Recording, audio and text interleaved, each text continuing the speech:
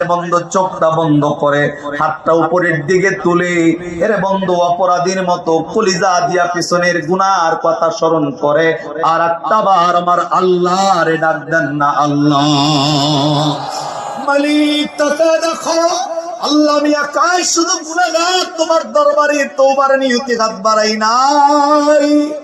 আল্লাহ উলামায়ে কেরাম হাত বাড়া দিয়েছেন, জিন্দেগিতে এমন কোন গুনাহ নাই যেই গুনাহ করি নাই।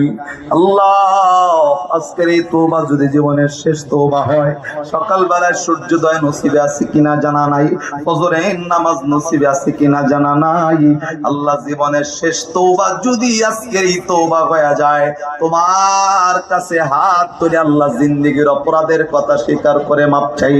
হাত তোলা মানুষদেরকে আল্লাহ ফিরাইয়া দিও না।